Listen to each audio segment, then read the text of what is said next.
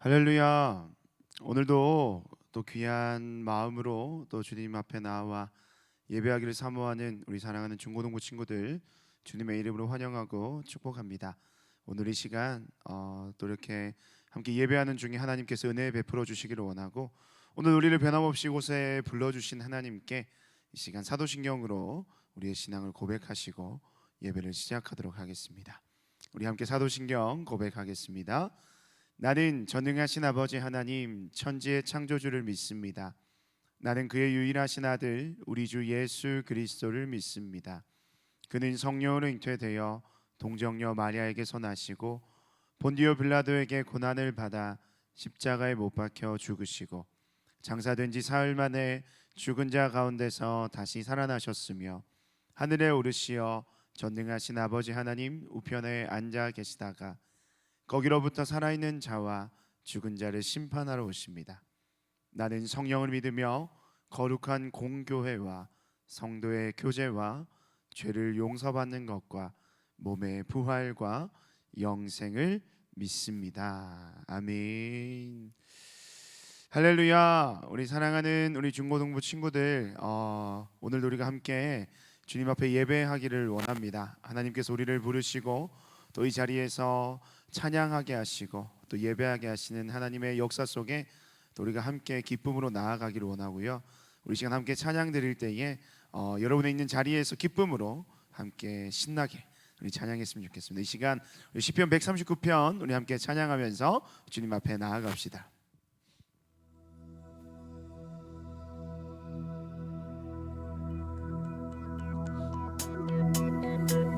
나보다 나를 잘 아시는 주님,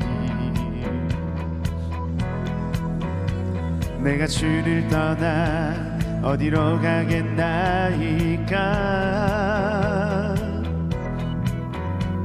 내가 어디 가든지 주의 손이 나를 인도하시며 주의 오른손이 나를 붙드시리라. 나를 창세 전부터 계획하시고 지금까지 인도하시네.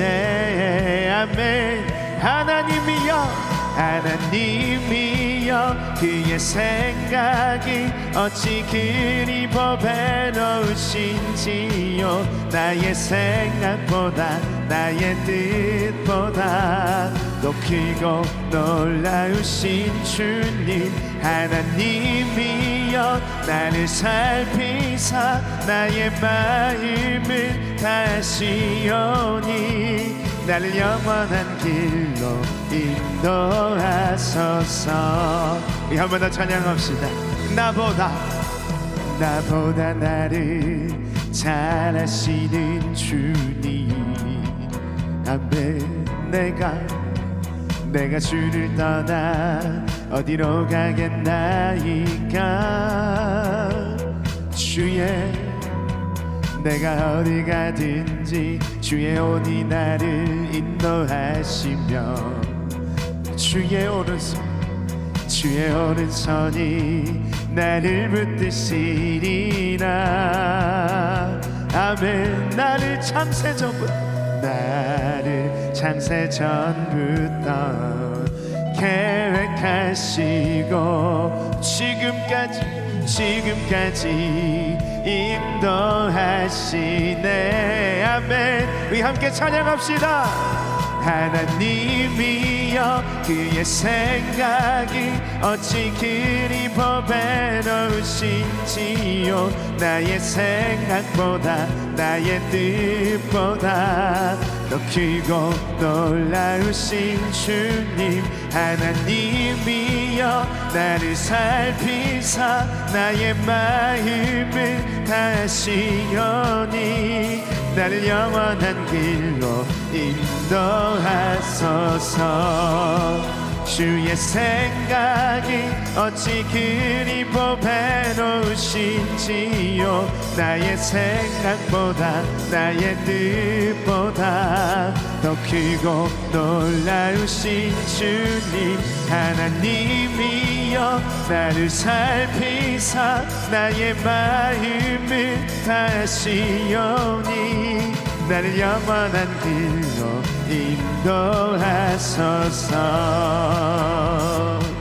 날마다 우리의 삶을 선한 길로 인도하여 주시는 우리의 삶의 주인 되신 주님께 이 시간 감사와 영광의 박수 올려드립시다. 할렐루야. 아멘. 정말 하나님께서 여러분의 삶의 인도자 되심을 우리 친구들 믿으십니까? 하나님이 늘 언제나 나와 함께 하시고 동행하시고 여러분의 모든 인생을 책임져 주시는 삶의 주인 되심을 함께 고백했으면 좋겠습니다. 이 예배를 통하여 그 하나님의 귀한 은혜가 사랑하는 우리 친구들의 삶 가운데 넘쳐나기를 바라고 우리 시간 마지막으로 나는 아무것도 아닙니다 찬양하면서 우리의 모든 삶을 우리의 삶의 주인 되신 주님께 온전히 고백하며 찬양하며 나아갑시다.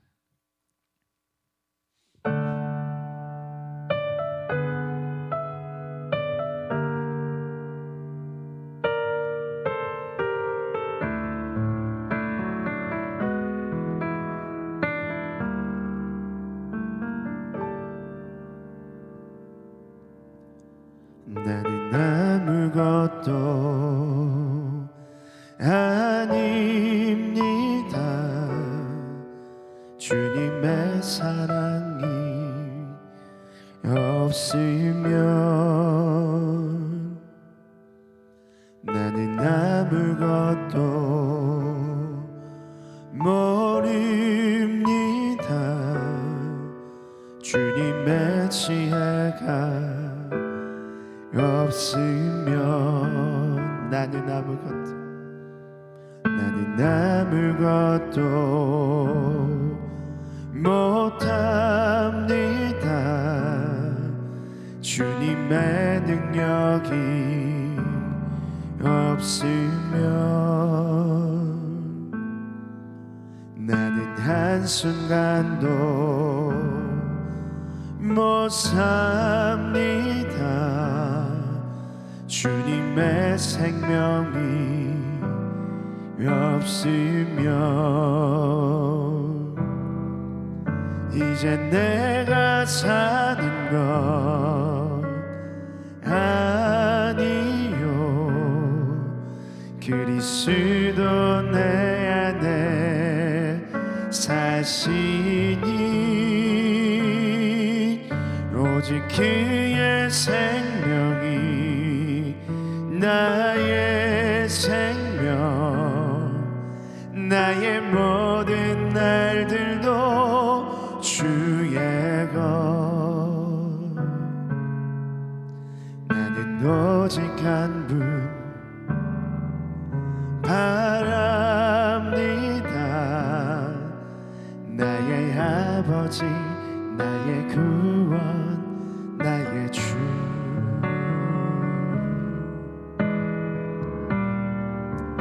정말 오늘 이 시간 예배 가운데 나간 우리의 고백이 이 찬양의 가사의 고백되기를 원합니다. 다시 한번 함께 찬양합시다. 나는 아무것도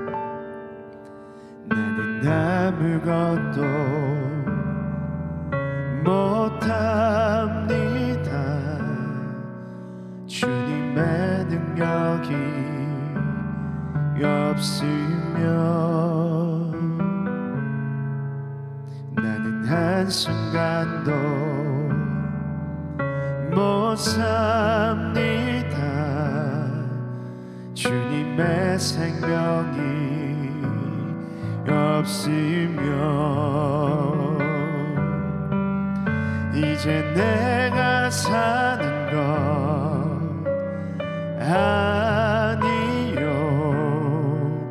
그리스도 내 안에 사시니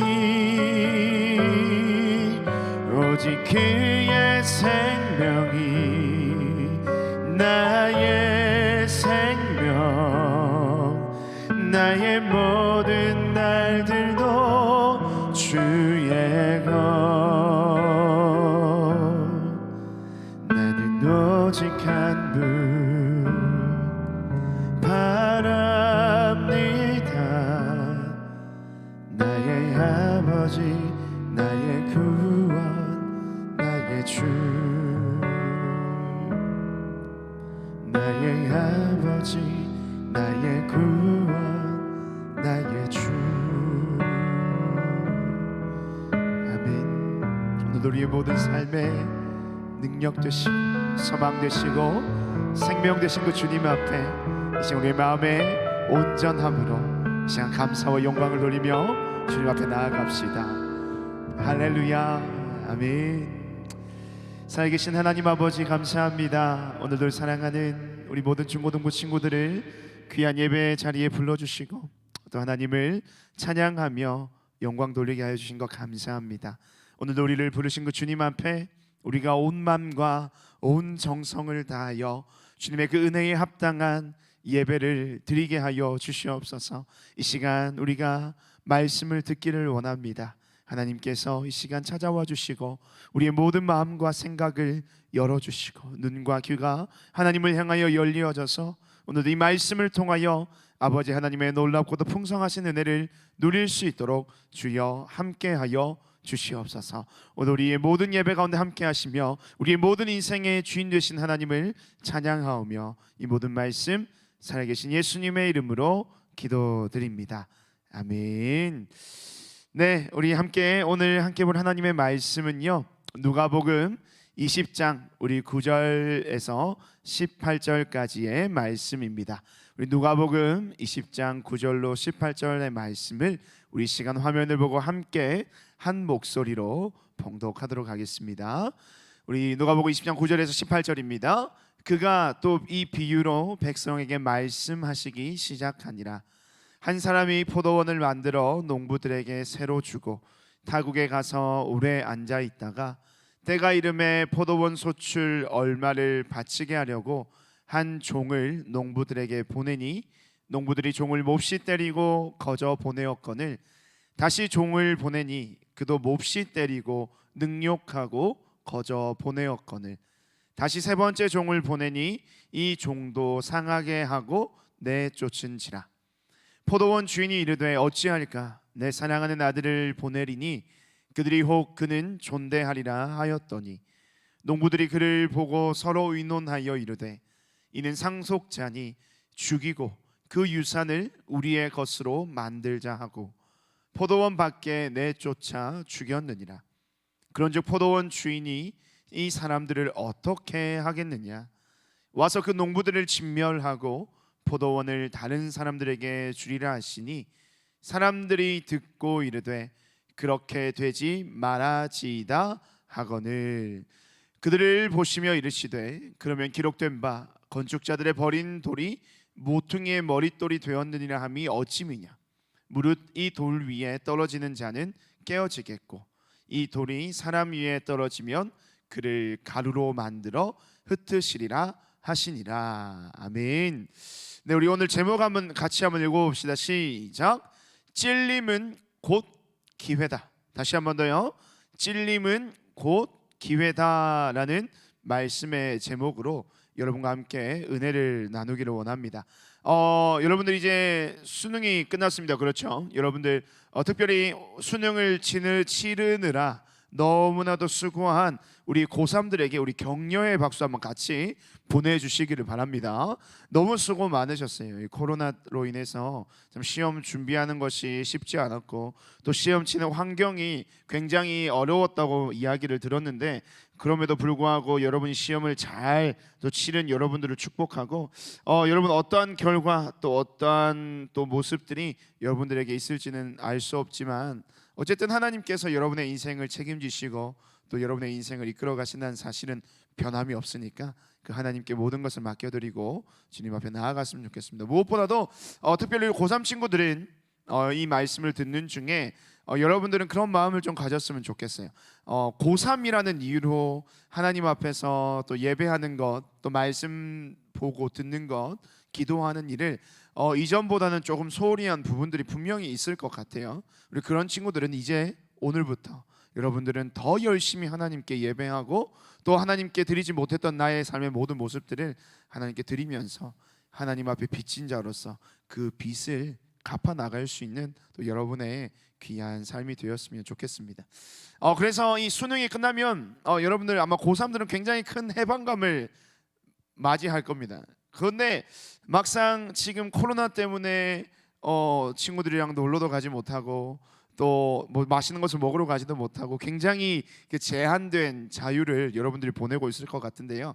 그래서 그 여러분 고3 수험생 여러분, 그리고 오늘 예배를 드리는 모든 중고등부 친구들도 마찬가지죠. 자유롭지 못한 우리의 모습이지만, 그래서 여러분들 그 마음을 조금 위로해주기 위해서 목사님이 한 영상을 준비했거든요. 우리 이 영상을 보면서 마음이나마 여러분들이 좀 위로를 받았으면 좋겠습니다. 우리 함께 이 영상 보도록 하겠습니다.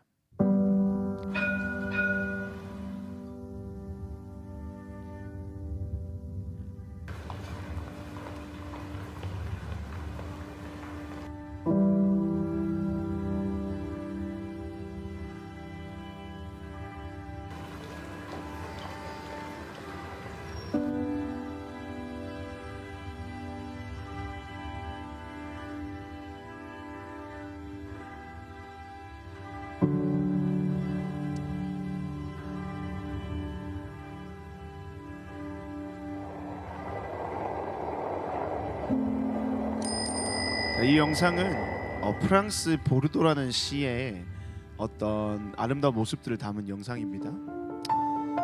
우리가 비록 지금 갈 수는 없지만 참 이런 도시에서 함께 여행하고 하면 얼마나 기분이 좋고 즐거울까요? 그렇죠? 그래서 그 아쉬운 마음을 이 영상으로 한번 달래봅시다.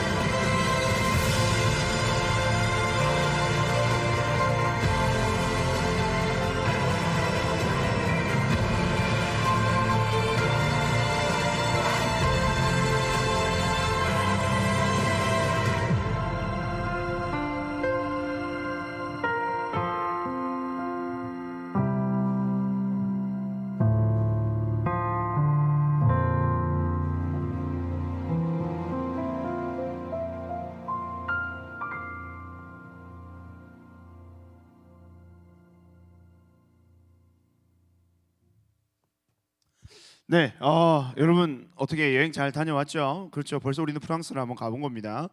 우리가 지금은 맞죠. 사실은 갈 수가 없는 곳입니다. 가고 싶어도 가는 과정이 너무나도 복잡하고 코로나 때문에 많은 제약이 따르기 때문에 이전에 그런 우리가 자유롭게 이동하던 때는 뭐 물론 우리가 마음과 또 돈만 있으면 갈 수 있고 시간만 있으면 갈 수 있는 곳인데, 지금은 갈 수가 없는, 또 가기가 힘든 곳이 바로 저런 어떤 외국의 멋진 모습들인데, 목사님이 이렇게 또 프랑스에 특별히 이 보르도라는 시를 여러분들에게 좀 소개하면서 영상을 보여준 이유가 있습니다. 뭐 물론 여러분들의 마음을 좀 위로하기 위해서, 또 여러분들이 좀 대리만족을 느끼게 하기 위해서 이 영상을 준비하기도 했는데요. 사실 여러분 보르도 하면 여러분 유명한 게 뭔지 아세요? 아마 남자친구들은 뭐 축구에 좀 관심이 있는 친구들이라면 우리나라 선수가 지금 보르도의 그 프로팀에서 뛰고 있어요. 황의조 선수가 프랑스 우리 축구팀에서 이 보르도라는 팀에서 뛰고 있는데 그 도시가 맞습니다. 근데 이 보르도라는 도시가 좀 유명한 게 있는데 그게 뭐냐면 바로 이거예요, 여러분. 여러분 이게 뭐 같이 보여요? 뭐 그렇죠. 예. 초원인데 자, 식물들이 있고요. 이 여기에는 밭인데 방금 그림이 떴죠. 뭐냐면 여기는 포도밭이. 이 보르도에는요 포도밭이 포도가 굉장히 유명해요. 그런데 그 포도가 유명하니까 자연스럽게 포도와 관련된 산업이 발달이 됐는데 그 중에서도 포도와 관련된 산업이 뭐가 있을까요? 와인. 그래서 프랑스에 있는 보르도산 와인이 굉장히 세계적으로 유명하다고 합니다. 목사님은 아직 한 번도 먹어보지 못했고 먹을 일이 없겠지만 유명하다고 그래요. 왜냐하면 포도 생산지, 포도가 많이 생산되는 지역이기 때문에 그 보르도 지역은 굉장히 포도가 유명하다고 합니다. 그래서 혹시나 다음에 여러분들 뭐 나중에 결혼을 해서 뭐 신혼여행을 가거나 아니면 뭐 가족끼리 아니면 혼자라도 저렇게 여행 갈 일이 있으면 이 보르도에 꼭 한번 들러보시기 바라요. 굉장히 아름답고 멋진 경관을 자랑하는 도시라고 합니다. 그래서 목사님이 이 영상을 보여주고 보르도라는 도시를 소개한 이유는 바로 이 포도 때문입니다. 오늘 말씀을 읽어보니까 이 포도가 등장하죠. 어떤 포도가 등장합니까? 뭐 맛있는 거봉 포도가 등장하는 것이 아니라 포도원이라는 단어가 나왔습니다. 포도원. 오늘은 이 에피소드가 무슨 에피소드냐면 예수님의 우리가 비유를 계속해서 살펴보고 있는데 포도원 농부의 비유라는 예수님의 이야기가 오늘 누가복음 20장 9절에서 18절까지의 말씀에 기록이 되어 있습니다. 이 이야기를 우리가 잘 읽어보면요 뭔가 조금 우리의 마음을 불편하게 하고 이거는 좀 아니지 라고 생각되는 이야기의 요소들이 있습니다. 목사님이 간단하게 이 이야기를 한번 여러분에게 설명을 해주면 포도원 주인이 있었어요. 근데 이 포도원 주인이 포도원을 본인이 직접 경작하지 않고 이 포도원을 떠나서 먼 길을 떠날 일이 있었던 거예요.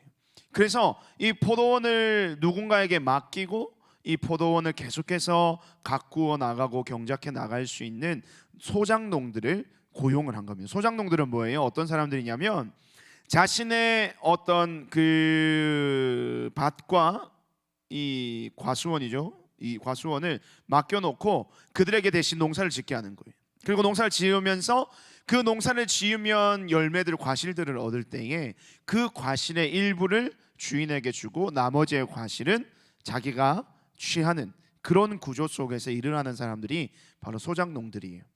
그래서 이 주인은 포도원 주인은 소장농들에게 이 과수원을 맡겨놓고 포도원을 맡겨놓고 먼 길을 떠난 겁니다. 그런데 이제 시간이 지나서 이제 포도가 열매 맺는 수확에는 수확의 철이 돼서 이 포도원 주인이 그 소장농들이 소출한 모든 열매들을 이제 보고 그의 계약대로 일부를 자기가 취하기 위해서 자신의 종을 이 포도원으로 소장농들에게로 보냅니다. 그러면 당연히 소장농들은 어떻게 해야 되겠습니까? 자신들이 일궈 놓은 포도원 주인의 밭의 이 열매들의 소출의 일부를 이 종에게 전달해야 되는 것이죠. 그런데 이상한 일이 벌어지는 거예요. 이 소장농들이 주인이 보낸 종을 해치는 겁니다. 괴롭히는 겁니다.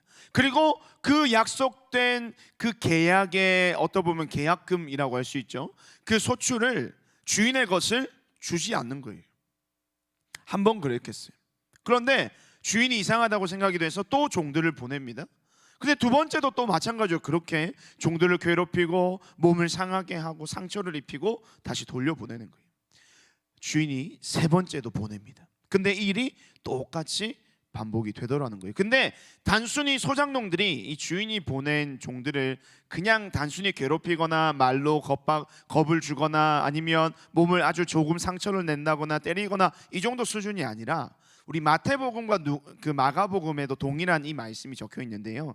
그곳에는 어떻게 말하고 있냐면 이 소장농들이 주인이 보낸 종들을 죽이기까지 했다 그러는 거예요. 정말 이해할 수 없는 일이죠.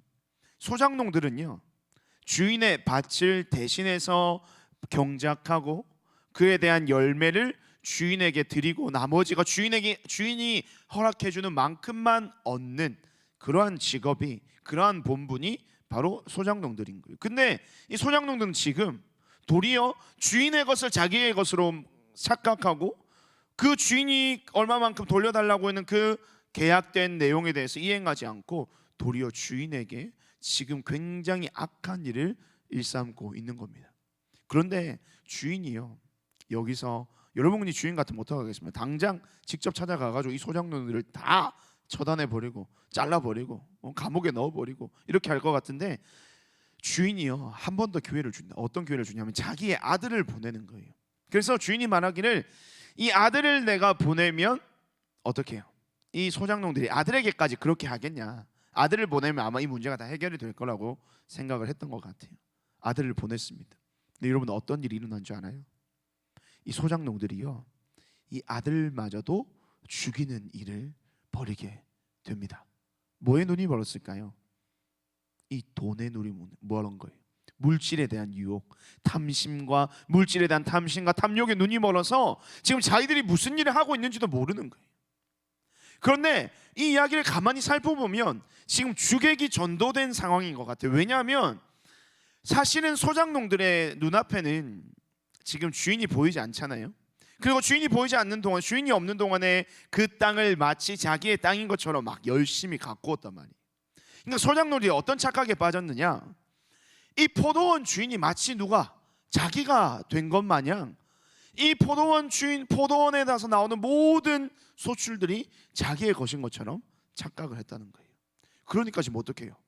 내 것인데 갑자기 눈에도 보이지 않는 포도원 주인이 나타나서 그 주인이 보낸 종들이 와서 그 주인이 보낸 아들이 와서 내 것을 빼앗아 가려고 하는 것 같은 그러한 마음이 들기 때문에 지금 이 주인의 종들과 아들마저도 죽이게 되는 이런 포악함, 이러한 끔찍한 일을 그들이 벌이게 된 겁니다. 단 한 가지, 뭐냐면 물질에 대한 탐욕과 심각한 착각 속에 빠지게 된 거예요. 여러분, 그런데 오늘 이 이야기를 듣는 사람들이 지금 누구냐면, 예수님께서 이 이야기를 말씀하고 계시는 그 청중들이 누구냐면 바로 이스라엘 사람들이에요. 그 중에서도 이스라엘의 지도자들이었어요. 대제사장들과 서기관들과 장로들, 이스라엘의 정치적이고 종교적인 지도자들이 지금 이 예수님의 비유를 듣고 있었다는 거예요. 근데 그들이 이 이야기를 들을 때 굉장히 기분이 나빴어요. 왜 나빴냐면 이 비유의 이야기가 예수님께서 자신들을 뭐라고 말씀하시고 꾸짖기 위함이라는 사실을 이 이스라엘 지도자들이 알았거든요. 그래서 그들은 사실은 이 말씀을 들으면서 굉장히 불쾌했다는 거예요. 사실은 예수님께서 하시는 이야기는 실제 일어난 일입니까? 아닙니까? 예수님이 이게 하나의 비유의 이야기라는 것은 실제 이야기가 아닌 픽션이잖아요. 허구잖아요. 하지만 이 허구의 이야기는 사실 실제 이야기와 같았다는 겁니다. 무슨 말이냐? 우리 이 화면을 한번 보시면 좋을 것 같아요. 예수님께서 말씀하신 이 이야기의 인물들은요, 비유 속의 인물들은 사실은 실제 인물들을 지칭하는 가상의 인물들이었다는 거예요. 먼저 봅시다. 포도원 주인은 누구냐면요, 하나님을 이야기했어요. 포도원 주인은 하나님이십니다. 또요, 그 다음에 누가 나왔어요? 소작농들이 나왔죠. 이 소작농들은 이 이야기를 듣고 있는 이스라엘의 지도자들, 아까 대제사장과 또 서기관들 그리고 장로들, 바로 이스라엘의 지도자들을 이야기했습니다. 그리고요, 종들, 주인이 보낸 종들은요, 선지자들을 이야기하는 거예요. 어떤 선지자들이냐면 구약시대에 있었던 선지자들 있잖아요. 이스라엘 백성들이 잘못을 할 때, 왕이 잘못을 할 때 하나님께서 선지자를 보내셔서 당신이 잘못하고 있습니다, 하나님의 말씀으로 돌아서십시오, 이렇게 경고의 말씀을 주었던 그 선지자들을 의미합니다. 그리고 마지막으로는요, 아들이 있잖아요. 그 아들은 바로 누구냐면 하나님의 아들 예수 그리스도를 의미하는 것이죠. 그럼 여러분들이 이 포도원 농부의 비유 속에서 이 등장인물들, 가상의 인물들을 실제의 인물들로 한번 대입해서 이야기를 해보자는 거예요. 하나님께서 이 이스라엘 지도자들, 이스라엘 백성들에게 포도원을 맡기시면서 이스라엘이라는 나라를 맡기시고 하나님의 나라의 풍성한 것을 누릴 수 있도록 모든 것을 맡기셨어요. 그래서 이 이스라엘 백성들은 하나님께서 허락하신 그 땅에서 마음껏 먹고 즐기고 행복하고 평화롭고 윤택한 삶을 살고 있었다는 거예요. 그런데 그런데 그들이 지금 그렇게 살면서 어떠한 착각 속에 빠진 거예요. 이 소작농들의 착각이 뭐라 그랬어요? 자기가 사실은 이 포도원은 내 것이 아닌데 포도원 주인이 눈에 보이지 않으니까, 그리고 내가 막 열심히 일해서 땀을 흘려서 이 모든 포도원의 열매들을 맺고 내가 그 열매들을 거둬들이니까 그것이 마치 내 것인 것처럼. 하지만 실제로 포도원 주인이 그 자리에 없었지만 그 포도원의 권리는 누구에게 있는 거예요? 주인에게 있는 거죠. 이스라엘 백성들도 마찬가지인 거예요. 그들이 하나님께서 허락하신 땅에서 하나님께서 허락하신 은혜를 누리고 살았지만 그 땅의 주인, 그들의 인생의 주인은 하나님이셨던 거예요. 그런데 그 사실을 잊고 망각하니까 하나님께서 그들에게 무엇을 보내십니까? 누구를 보내십니까? 선지자들을 보내셔서 그들에게 경고하시죠. 너희들 지금 그렇게 살면 안 된다. 너희의 지금 누리고 있는 모든 은혜와 복들은 너희의 것이 아니라 너희의 능력이나 너희의 힘과 너희의 뜻과 의지대로 만들어진 것이 아니라 하나님께로부터 온 것이고 이 모든 것은 하나님의 것이야. 심지어 이 땅에 살아가고 있는 너희들조차도 하나님의 것이란 말이야. 그러니까 빨리 너희들이 돌아서 다시 한번 하나님 앞에 나와 회개해라 라고 하는 선지자들을 보내었어요. 그런데 소작농들이 주인의 종들을 죽였다고 그랬잖아요. 이스라엘 백성들도 마찬가지로 그런 선지자들의 이야기를 무시하고 심지어는 죽이기까지 하는 그런 일들이 구약의 선지서에 많이 등장하고 있어요. 그리고 그 아들, 소작농들이 주인의 아들까지 죽였죠. 근데 오늘 이 아들이 누구를 의미한다 그랬어요? 지금 이 비유의 말씀을 하고 계시는 예수님을 의미한다 그랬죠. 근데 실제로 이스라엘 백성들이 누구를 죽였습니까? 예수님을 죽였잖아요. 지금 이 이야기가 단순한 하나의 옛날 이야기나 하나 저 어디 시골 아까 우리가 얘기했던 보르도의 포도밭의 한 주인의 하나의 에피소드가 아니라 지금 이 이야기, 예수님의 말씀은 하나님께서 이스라엘 백성들에게 말씀하시고자 하시는 하나님의 그 귀한 뜻이 담겨 있는 거예요. 너희들의 모습이 바로 이렇다는 겁니다. 너희들이 지금 행하고 있는 그 모습이 하나님 앞에서 이런 범죄, 죄악을 가지고 있다는 거예요. 이 소작농들의 가장 큰 문제가 뭔지 알아요? 주인에 대한 그릇된 인식, 잘못된 인식을 가지고 있었다는 거예요. 주인은 주인이에요. 그리고 밭도 주인의 것이에요. 심지어 나조차도, 주인으로부터 고용된 나는 주인의 것이라는 거예요. 근데 이 주인이 눈에 보이지 않는다고, 주인이 우리의 이 모든 일 속에, 생활 속에 관여하지 않는다라고 해서 이 모든 인생이 내 것이고 이 모든 것이 나의 것이라고 착각하는 그 순간 이 소작농들의 마음 가운데 포악함, 그 죄악이 일어나게 된 겁니다. 이스라엘 백성들도 마찬가지예요. 이스라엘 백성들에게 그들의 삶의 주인은 누구예요? 오직 한 분 하나님밖에 없습니다. 근데 그 사실을 잊은 채, 망각한 채 내 인생의 주인이 내 것이고 내가 누리는 모든 것들이 나의 것이고 내 중심에 내가 무언가를 해낼 수 있고 내가 무언가를 얻을 수 있고 내 스스로가 무언가를 할 수 있다고 생각하는 그때에 이러한 심각한 죄가 이스라엘 백성들 속에 들어와 있다는 거예요. 그리고 그 죄는 심지어 누구를 죽이기까지 합니까? 살아계신 예수 그리스도를 죽이기까지 하는 그러한 결과에 이르게 된다는 거죠. 근데 오늘 말씀에서 보면 이렇게 얘기하고 있어요. 예수님께서 물으시거든요. 이야기하면서 만약에 너희들이 이 포도밭의 주인 같으면 너희는 어떻게 하겠냐? 예수님께서 지금 그 이스라엘 지도자들을 향해서 이야기를 하세요. 질문을 하세요. 근데 이 이스라엘 지도자들이 그 질문을 듣고 답을 할 수 있었을까요? 답을 하지 못했어요. 왜냐하면 그 답을 어떻게 하느냐에 따라서 그 답의 모든 결과가 자기들에게 임할 것임을 알고 있었기 때문이에요. 왜냐하면 포도원 주인은 하나님이시고 소작농들은 자기라는 사실을 알았기 때문이에요. 근데 예수님께서 말씀하셨어요. 무엇이라고 하냐면 소작농으로서의 본분을 잃어버린 자들에게, 정말 그런 악함과 포악함을 행한 자들에게 그 포도원 주인은 그들을 진멸할 것이다. 완전히 파멸시킬 것이란 말이에요. 하나님의 심판의 메시지가 이 말씀을 통하여 선포되고 있는 것입니다. 그래서 이들은 쉽게 대답할 수 없어요. 그리고 이들이 무엇이라고 얘기하냐면 그러한 주인이 소작농들을 진멸하는 일이 결코 일어나서는 안 됩니다 주님 이라고 얘기하는 거예요. 왜? 그것이 자기들에게 임할 심판이라는 것을 잘 알고 있었기 때문입니다. 자신들의 잘못이 드러나는 거예요.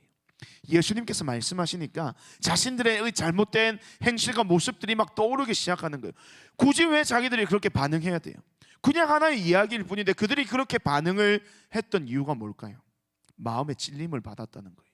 자신들 그 이야기가 자신들을 향한 이야기인 줄 알게 되고 깨닫게 되고, 그러면서 자신들이 하나님 앞에서 얼마나 큰 죄를 저지르고 있는가에 대해서 그들이 깊이 생각하게 됐다는 거예요. 그런데 그 찔림이 있을 때 이들은 어떻게 해야 됐을까요? 당연히 하나님 앞에 나와 회개해야 되는 거예요.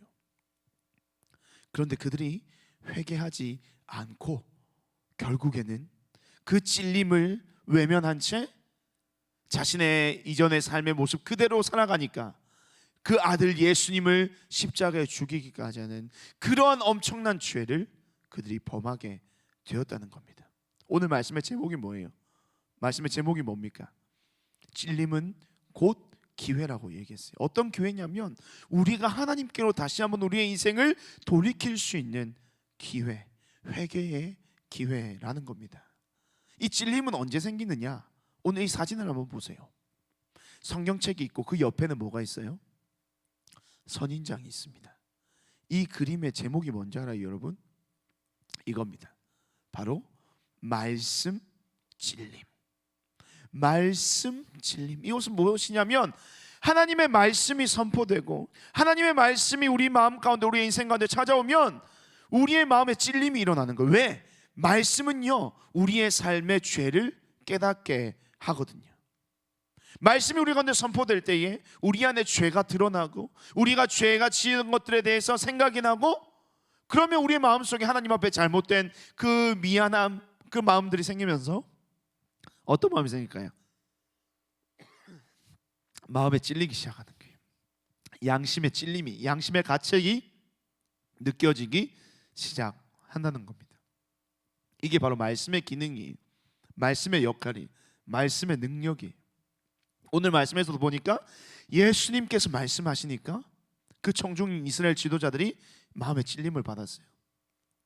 자신들의 문제뿐만이 아니라 조상들의 문제까지도 하나님께서 지금 이야기하고 계시는 것을 이들이 알게 되었다는 거예요. 그러면 우리는 그 순간 어떻게 해야 될까요? 그냥 그 자리에 엎드려서 하나님 앞에 기도하고 회개의 자리로 나아가면 되는 거예요. 왜냐하면 이 찔림이라는 것을 느끼게 하시는 하나님의 목적이 뭐냐면 우리를 다시금 회개의 자리로, 돌이킬 수 있는 자리로 인도하시고자 하시는 하나님이 우리에게 주시는 기회라는 겁니다. 오늘 여러분 이야기를 생각해 보세요. 다시 한번 말씀을 생각해 봅시다. 비유의 얘기를 생각해 보면 사실 여러분 그 포도원 주인의 행동이 이해가 됩니까? 목사님은 이해가 되지 않아요. 왜? 종들이 그렇게 죽임을 당해갑니다. 당연히 그들이 자신들의 이 거둬들인 소출에 대해서 계약된 내용대로 이것을 치러야 되지만 그렇게 하지 않고 포악한 행동을 일삼았어요. 근데 몇 번이고 보냈어요? 말씀에서 보니까 3번째까지 보냈고, 심지어는 누구까지 보냈어요? 아들까지 보냈잖아요. 근데 아들을 보낼 때 주인의 주인의 마음을 한번 생각해 보세요. 정말 이 아들에게 아무 일도 없을 것이라고 생각하고 이 주인이 아들을 보냈을까요? 목사님은 그렇지 않다고 생각해요. 그런 지금까지의 정황들을 살펴보면 분명히 이 아들을 보냈을 때에 이 소장농들이 이 아들에 대해서 어떠한 악한 일을 할 수도 있을 것이라는 마음과 생각이 있었을 거예요. 그런데도 이 주인은 자신의 아들을 그들에게 보냈습니다. 뭐 때문일까요? 그들에게 기회를 주는 거예요. 그들이 다시 한번 돌이킬 수 있는 기회를 주는 거예요. 용서받을 수 있는 기회를 주는 겁니다. 포도원 주인이 하나님이라고 우리가 얘기를 했습니다. 하나님께서 그 선지자들을 보내시고 또 당신의 아들은 예수 그리스도를 이 땅에 보내시는 이유가 뭐겠어요? 바로 우리에게 기회를 주시는 거예요. 다시 한번 돌이킬 수 있는 기회, 그 모든 죄의 자리에서 벗어날 수 있는 기회, 하나님을 하나님으로 고백하고 하나님을 나의 삶의 주인으로 모실 수 있는 기회를 우리에게 주고 계시다는 거예요. 그러면 오늘 우리는 어떻게 해야 될까요? 이 말씀을 오늘 우리에게 주십니다. 하나님께서 오늘 이 주일에 여러분에게 이 말씀을 주시는 이유가 뭘까요? 두 가지예요. 첫 번째는 우리에게도 회개하라는 이야기예요. 근데 우리가 이렇게 생각할 수 있잖아요. 하나님, 나는 뭐 회개할 게 없어요. 나는 하나님으로 고백하고 매주 예배도 드리고 찬양도 하고 기도하고 하는데 왜요? 나는 지금 이 순간에도 예배 자리에 나와서 하나님, 정말 불편하지만 유튜브에 앉아가지고 유튜브로 이렇게까지 예배를 드리는데 하나님, 내가 뭘 회개할 게 있어요? 하지만 오늘 너무나도 안타까운 사실이지만 이 소장농들의 이야기, 이스라엘 지도자들의 이야기는 다른 누군가의 이야기가 아니라 바로 오늘 이 시간 이 자리에 앉아있는 목사님, 그 여러분의 이야기인 거예요. 우리 안에도 이런 모습이 있다니까요. 우리 안에도 하나님을 하나님으로 인정하지 못하고 하나님의 것을 내 것으로 여기면서 하나님을 철저하게 거부하는 그러한 모습이 우리 안에 있다는 겁니다. 내가 중요한 인생, 내가 잘 돼야 되고 내가 행복해야 되고 내가 성공해야 되고 내 뜻이 이루어져야 되고 내가 원하는 대로 모든 인생이 흘러가고자 하는 그런 우리의 마음 속에 하나님이 들어오실 공간이 전혀 없는 오늘날 우리의 인생이라는 겁니다. 사실은 우리의 삶도 누구의 것입니까? 하나님의 것입니다. 우리의 인생 하나님의 것이에요. 이 온 세상을 다스리시고 창조하시고 통치하시는 하나님이 이 온 만물의 주인이 되시는 것이 우리의 인생 또한 그분의 것임을 고백하는 것이에요. 그런데 하나님께서 나의 삶에 뭔가를 좀 관여하고자 하면, 간섭하고자 하면 하나님, 아니에요. 이 부분은 하나님이 들어올 수 없어요. 하나님 타치하지 마세요. 이건 내 의지대로 내 생각대로 할 거예요. 아무리 그 누구라도 내가 정해놓은 이 선, 이 영역 안에는 아무도 들어올 수 없어요. 그분이 하나님이라고 할지라도요. 이건 내 것이에요. 내 것이에요. 내 것이에요. 내 것이에요. 내 것이에요. 라고 하는 우리의 삶의 고백이 얼마나 많은지 모릅니다. 여러분들이 특별히 더 그럴 거예요. 내가 하고자 하는 것, 내가 되고자 하는 것, 내가 이루고자 하는 것, 내가 성취하고자 하는 것, 내가 얻고자 하는 것, 내가 중요한 인생을 살아가는 우리가 그 내 인생 속에 하나님이 전혀 비집고 들어올 자리가 없는 인생을 살아가는 우리가 바로 이스라엘 지도자들의 모습과 같고 소장농들의 모습과 같다는 겁니다. 그래서 하나님께서는 오늘 우리에게 회개하기를 원하시는 거예요. 다시 한번 엎드리기를 원하시는 거예요. 이 말씀을 들으면서 우리의 마음 가운데 찔림을 받기를 원하시는 거예요. 그동안 내가 하나님이 없이, 하나님과 관계없이 하나님이 주인 되었다고 말은 하지만 실제 우리의 삶에는 하나님이 전혀 역사하시지 않는, 하나님과 상관이 없는 인생을 살아가는 우리의 마음 가운데 이 말씀을 통하여 찔림 받기를 원하신다는 거예요. 그럼 그 찔림이 있을 때 우리는 어떻게 해야 될까요? 어렵지 않습니다. 인정하기만 하면 되는 거예요.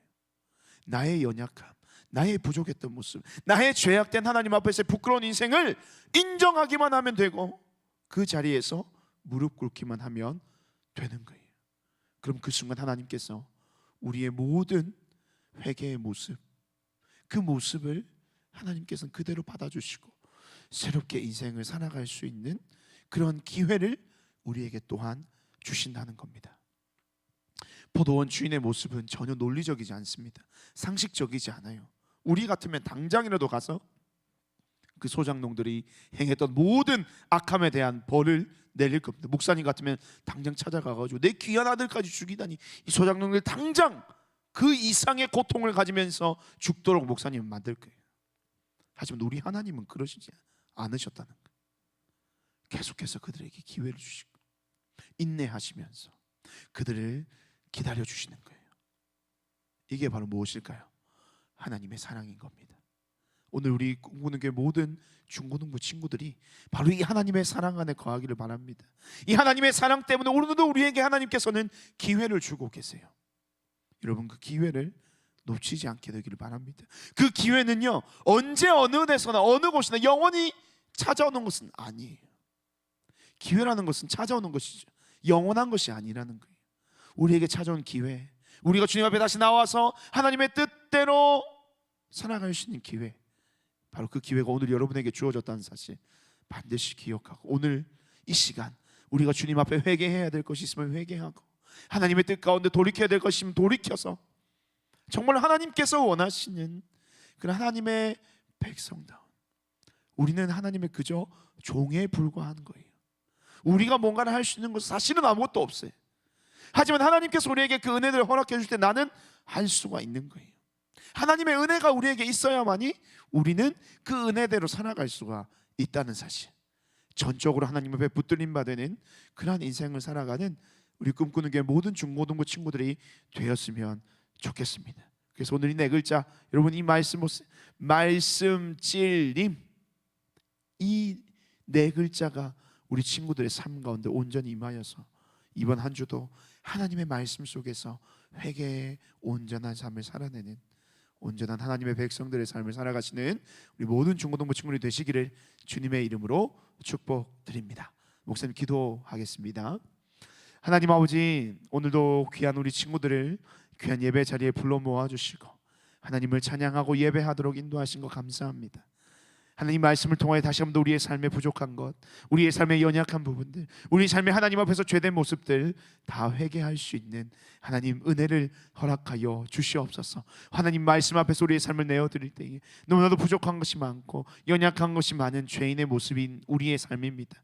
그 모든 마음과 생각과 우리의 삶을 주님 앞에 내려놓게 하여 주시고, 이 시간 이 말씀의 찔림이 우리 안에 일어나서 하나님께로 우리의 모든 삶을 다시 한번 내어드리고 회복의 길을 걸어갈 수 있는 우리 친구들의 삶이 되게 하여 주시옵소서. 우리는 하나님 앞에서 그저 종된 삶에 불과하고 하나님의 자녀로 하나님의 백성된 삶에 불과한 인생입니다.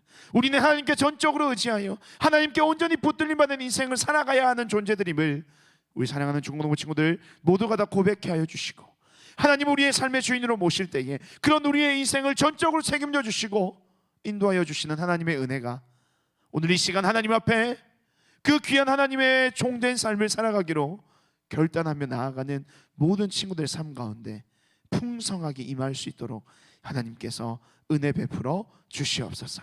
예수님의 이름으로 기도드립니다. 아멘. 이 시간 하나님의 복을 받도록 하겠습니다.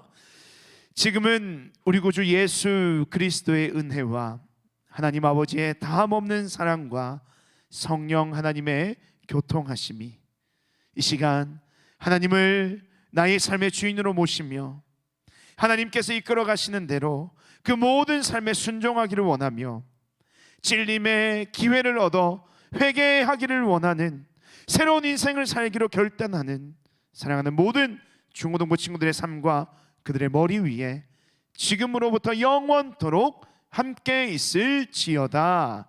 아멘.